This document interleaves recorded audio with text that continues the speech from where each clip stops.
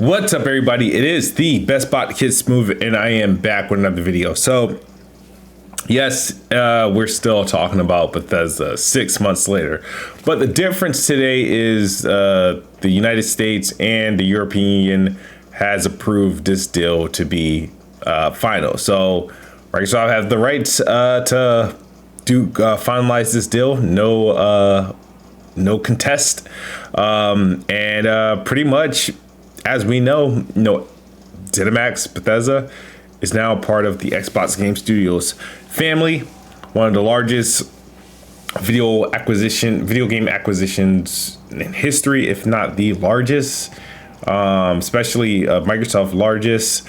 And one of the biggest things that still looms today is, will these games be exclusive? Will they not be? I can't even say will they be exclusive, because technically it's more, will they remain exclusive to the Xbox ecosystem? Or will they appear on PlayStation? That's the number one question everybody's asking. It's probably it's an annoying question. It's crazy that it's a question. When you consider how acquisitions go, especially in the video game industry. The only outlier to any acquisition that anybody like Sony or Nintendo or Microsoft purchased is Minecraft. Minecraft was purchased Minecraft is a service game. It was purchased already existing on every platform back in like 2014, and there's never going to be a Minecraft 2. Minecraft just continuously gets supported and updated with content and updated to released on newer platforms as they go along. Sure, there's Minecraft spin-off games that Xbox could technically make exclusive, but the type of games they make, I guess it doesn't make any sense. So Minecraft is literally the only outlier. So this thing has always been a discussion. People are asking, it becomes to the point where it's like, it's the main question.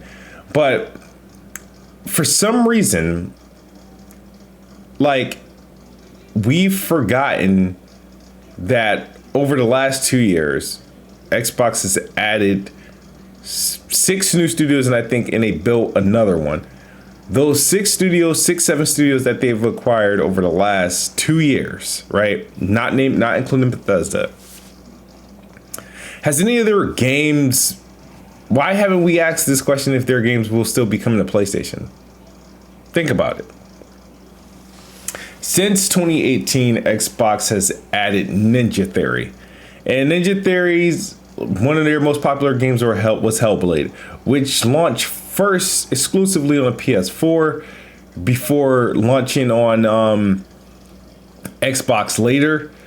And after they were acquired, they released Bleeding Edge, which was exclusive to Xbox, and I'm pretty sure it was in development before the acquisition that Xbox did. And then one of their first major announcements after Bleeding Edge was they revealed Hellblade 2, which is exclusive to Xbox Series X, S, and PC. And then after that, they revealed Project Mara, which is another game exclusive to Xbox, PC. None of those games are going to PlayStation. In fact, Ninja Theory's last PlayStation release was Hellblade 1. Nobody is asking if Ninja Theory's games are going to PlayStation. Why is that? Same thing with the Outer Worlds. They were acquired. They had a game release on PlayStation because it was published by another, publisher, third-party publisher, and they immediately announced and released another game, Grounded, which launched exclusively on Xbox and PC, and they announced Avowed, which is launching exclusively on Xbox and PC. And that's Obsidian. They were purchased in the last 2 years. And Exile already announced that they're working on a next generation RPG game for Xbox and PC. They're not making it's not going to be on PlayStation. Compulsion, they launched a launch title for the PS4. I think the game was Contrast. They're not expecting, nobody's asking if their next game is coming to PlayStation, right? So you look at all the purchases Microsoft made or Xbox has made in the past, you look at the existing IPs Xbox has, what other IPs from Xbox other than Minecraft is available on a PlayStation? What makes Bethesda different? Sure, I know it's large, and Bethesda, they have a bunch of studios, but I don't understand what makes them, my Xbox acquiring them, gives them not the inability to like not sell future games on PlayStation. I've seen many people going out of their way to come up with explanations and examples of why these games should remain on PlayStation. They keep pointing to Game Pass as as Game Pass should be the only W or the only saving grace for Xbox buying ZeniMax. You got to ask yourself this, right? Why buy ZeniMax for $7.5 billion just to guarantee games to go in Game Pass day one, when you made probably a significantly cheaper deal to a publisher like EA for EA Play? You just made a deal like that with EA. You probably are making a deal like that with Ubisoft. You can get their games without acquiring them. Heck, actually, Bethesda was one of the first publishers, major publishers, to join Xbox Game Pass. I'm pretty sure that was a monetary transaction between Xbox and ZeniMax, and it could have made that deal even sweeter, right?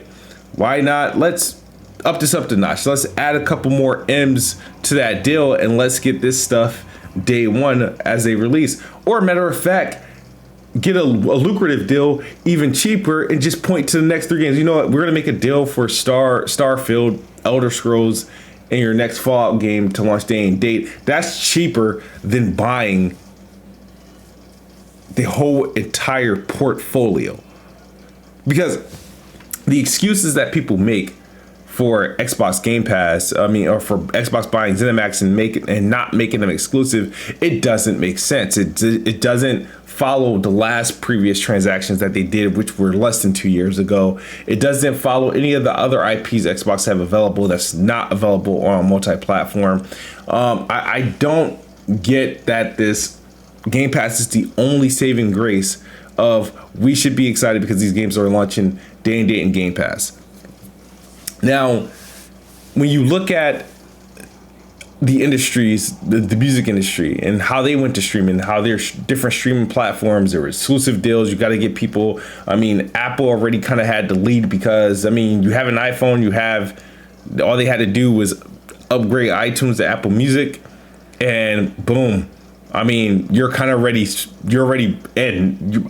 By default, that's how Apple pretty much has been. When Spotify is there, obviously Tidal is there. There's some other options, but that's how. And the other publishers, Apple was there, but Tidal and Spotify, they had to do exclusives to try to, to get their foot in the door and whatnot. And whether or not be exclusive albums, they had to offer artist exclusive deals for them to launch their music exclusively in there or launch first in their services.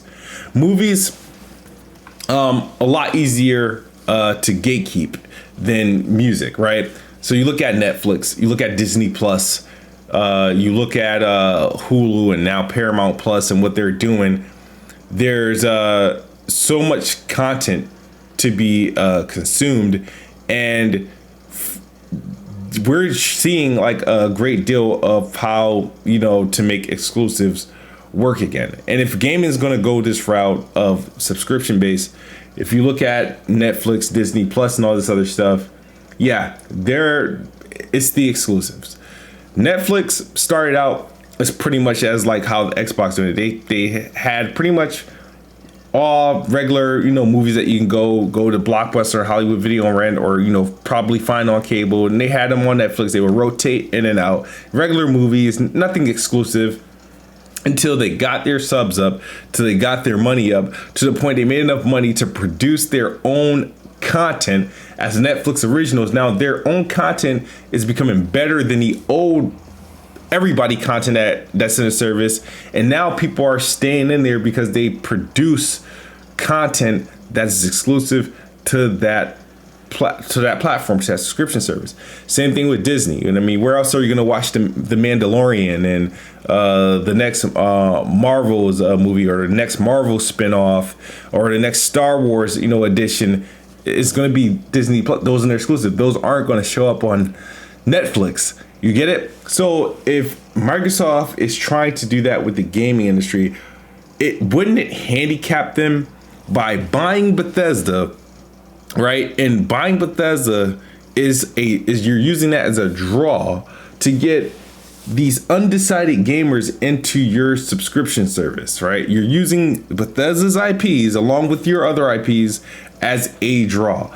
Wouldn't that slow that process down if those games are in Game Pass and still remaining on all the other platforms that they were? If you're on PlayStation, right, you're not just going to suddenly say, hey, Starfield looks good. I'm not going to buy it on my PlayStation. I'm going to subscribe to Game Pass and stream it on my phone. I'm going to subscribe to Game Pass and I'm going to build a PC, or I'm going to buy me an Xbox. And you're not going to do that if you already have a PlayStation and the option to play that game already, because you like, you know what, I'm going to play Starfield on my PlayStation 5, and then shortly after I'm going to play God of War Ragnarok and Last of Us, and then the next Bethesda game they sell. Why would you do it? If you're already set in your ways of consuming games, whether you buy them one at a time or on sale, whatever, or buy them day one, you're in your ways of the way you consume games. You're not going to drop your PlayStation to jump into subscription service to play the games you already intended to play on your PlayStation, right? So how do you improve Game Pass? You put content in there that's not available on other devices or not available in other services. That's what's going to get a PlayStation dude to maybe play games on his PC, maybe to play games on his phone, or maybe to pick up an Xbox Series S or X and to not have to buy a game for $60, $70. Maybe they subscribe to Game Pass and they play those games there. I mean, I think that's the only thing that makes sense. People like selling this idea that these games, this acquisition could be a win for Microsoft. They keep all the games as is and they just put the games in Game Pass day one. Even though they've already been doing that for quite a while now, actually. They do it with their own games. Except their own games don't launch on PlayStation. So, my thoughts on this whole Bethesda thought, we discuss it all the time. I don't expect any of these games to be on PlayStation outside of the Deathloop, which, Sony and their exclusive business practices, as they usually do, they have aggressive exclusive practices. Had not been for Xbox getting Bethesda, think about this. Xbox acquired Bethesda today or last week, officially acquired them. And they're already down 2 games. 2 Bethesda games. They're down 2 Bethesda games that their consumers can't get this year. Deathloop, exclusive to PlayStation. Ghostwire Tokyo, exclusive to PlayStation. Like, think about it. I don't understand why Microsoft or Xbox has to care about the consumers of PlayStation, their fan base. Why does it have to worry about their feelings about this acquisition? Because at the end of the day, Sony has done several things to hurt the Xbox's bottom line and to hurt the Xbox fan base by taking games from us and forcing us to buy a PlayStation to play it. Now, I'm not saying any of this stuff is bad, but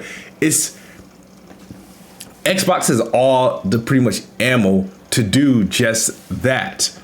It's not, and it wouldn't be bad. PlayStation does it all the time. I mean, we're not going to play a Spider-Man game again. We still don't got a Street Fighter game.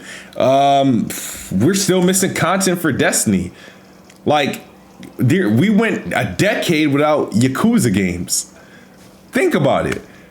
PlayStation has kept games off Xbox. Not only has PlayStation kept games off Xbox, PlayStation has kept games out of Game Pass by keeping them off of Xbox. That's attacking the Xbox bottom line. But your guys are telling me they have to keep these games on PlayStation services. But PlayStation can buy whatever studio PlayStation buys, it can remain exclusive. Whatever marketing deal PlayStation does for third-party publishers and third-party games that don't belong to PlayStation, they can be as aggressive if they want, because those games don't have to appear on the Xbox and content can be missing and all sorts of stuff. It's the weirdest thing. It's the weirdest outlook. I look at this Bethesda deal the same way I look at the other Xbox deals that happened in the last 2 years. None of those studios are currently making PlayStation games. Hellblade 2 is not rumored or questioned to go to PlayStation. The only active in development game that's going to PlayStation, because it's taken forever to come out, is Psychonauts 2, and it's not even going to PlayStation 5. It's going to last in PlayStation. It's PS4, maybe the Switch, PC, Xbox One, Xbox Series, and Game Pass day one. It's not even going to the PS5. Won't even have a PS5 update to the game, because that would be a waste of Xbox's time, honestly. So I don't understand what makes Bethesda any different. Every other studio Microsoft can buy, it's fine, it can be exclusive, but not Bethesda. So Sony could take away games from Xbox, upset the Xbox fan base. Xbox can't do the same.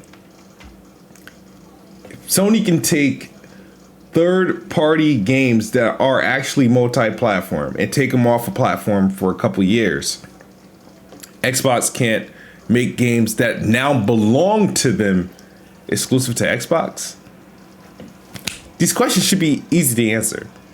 But I say this: Doom 3, Wolfenstein 3, Fallout 5, Elder Scrolls 6, Starfield, and any next Bethesda game, next Evil Within, they're all going to be Xbox exclusive, and you can play them in Game Pass, or you can buy them on Steam or the Xbox Store, or you can stream them via xCloud.